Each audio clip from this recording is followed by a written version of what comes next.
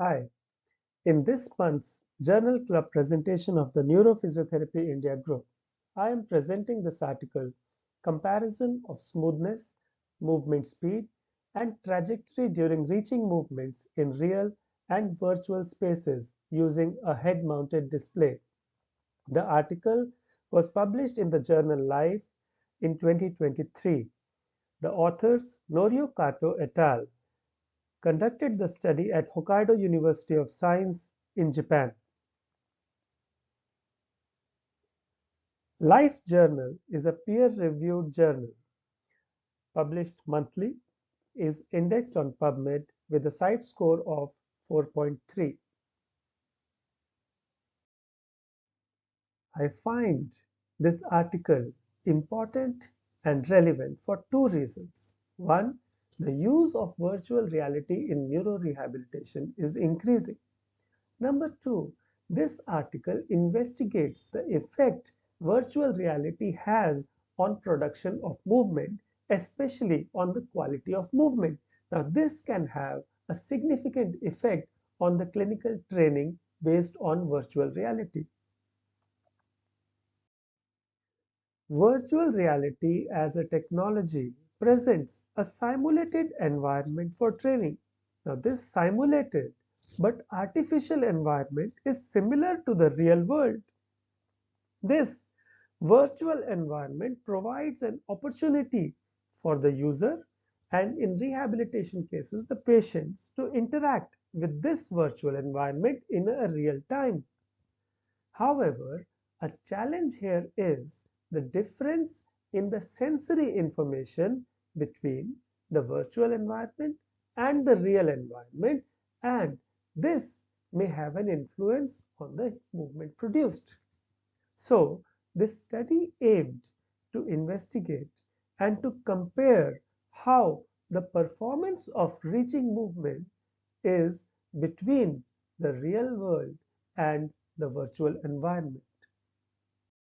Now, virtual reality has the advantage of simulating the real world. That is, when the patient has an opportunity to engage with the artificial environment appears or closely resembles the real world environment. Now, is there a difference between the real world and the virtual environment? Now, this article specifically mentions the disparity in the sensory perception, the sensory cues of depth between the real world and the virtual environment. Now, this disparity of depth perception information may lead to underestimating or overestimating the distance of the object from the human. This, in the virtual reality space, may lead to differences in the movement between the real and the virtual environment. Therefore, any training given within the virtual environment may be very dissimilar to the real world performance and hence may not translate or generalize to real world performance.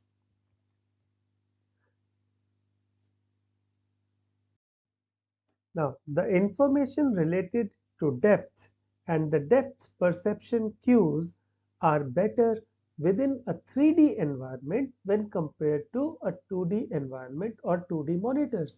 So, the 3D monitors have an advantage over 2D monitors in the performance of reaching.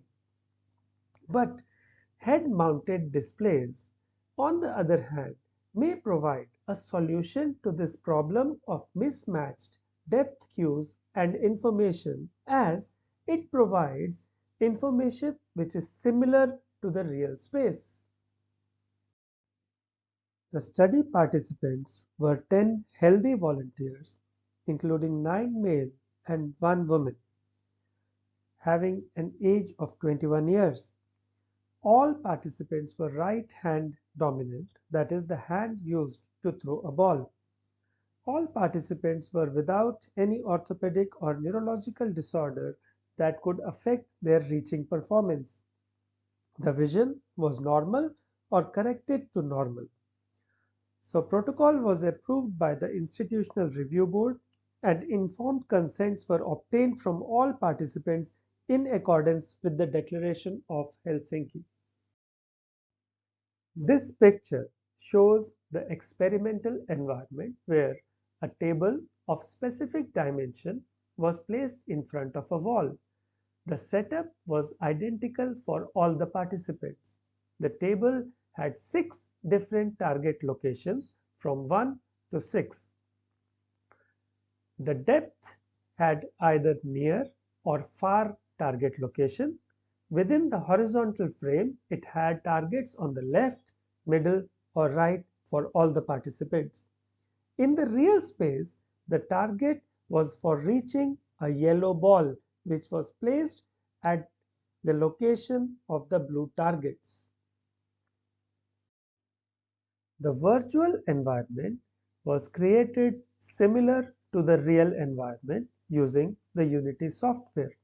The participants wear an HMD device called Vive Pro by HTC Inc. This was used to present the virtual environment. Now, in real environment, the feedback of touching the ball is replaced in the virtual environment by holding a controller which had a built-in vibrator which provided feedback when in contact with the object within the virtual environment. The movement of the participants within the real and the virtual space were measured using infrared sensors that could measure the coordinates of the hand as well as the controller within the virtual environment. During the experimental procedure, each subject seated in front of the table on a chair at an identical distance from the table and the targets with their forearm resting on the support on the dominant side. The initial position of the arm was maintained for 5 seconds for beginning measurements. The examiner then verbally signaled the start of measurement or reaching movement. For task familiarity, 3 practice sessions were conducted. In both the situations, that is the real world and the virtual environment reaching, participants had to touch the yellow ball on the targets numbered 1 to 6 using the controller. A series of 5 performance measurement trials were conducted, of which the initial 2 trials were not measured and were said to be familiarization trials, and the last 3 trials were measured for data analysis. After touching the target, the participants had to hold their position after making contact. The measurement for the real and virtual environment experiments were conducted on 2 separate days, which were 2 to 3 days apart from each other, and this was in a random order for each participant.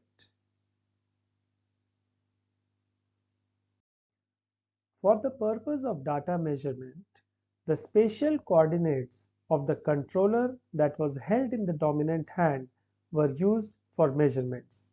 The difference between the movement metrics between the real and the virtual space were investigated. The 3 parameters used were the smoothness of the movement, the trajectory of the movement, and the speed or velocity of the movement. Now, the smoothness was measured using a mathematical formula quantified by the jerk cost, that was the rate of change of acceleration over time. The higher the jerk cost, the lower was the smoothness of the movement, which were inversely related. The trajectory was normalized from the shortest distance between the start and the end of movement, whereas the speed or velocity was determined depending on where the movement attained maximum velocity, 0% being considered as the start and 100% considered the end of movement. So where between 0 to 100%, where does the movement achieve the maximum velocity? The analysis of data was performed using SPSS software version 28 for statistical analysis. The normality of the data was assessed using the Shapiro-Wilk test, a paired t-test for parametric data, and a Wilcoxon rank sum test for non-parametric data were used to detect difference between the real and virtual environments. Effect sizes were calculated using Cohen's d for parametric data and Cliff's delta for non-parametric data using R software. The significance level was set at p equal to 0.05. The results showed no significant difference between the two spaces regarding the smoothness of the movement and the time of peak velocity. However, a significant difference was observed for trajectory length ratio. No significant differences were found between the virtual and the real space for smoothness of movement. However, significant differences were observed in trajectory length ratio for near left and near middle targets, although these indicated small effects. Moreover, significant differences were also observed in time of peak velocity for far left and near right targets. In the current study, there was no significant difference in the smoothness of reaching motion between the two spaces, as the physiological depth information was presented similarly between the HMD and the real world.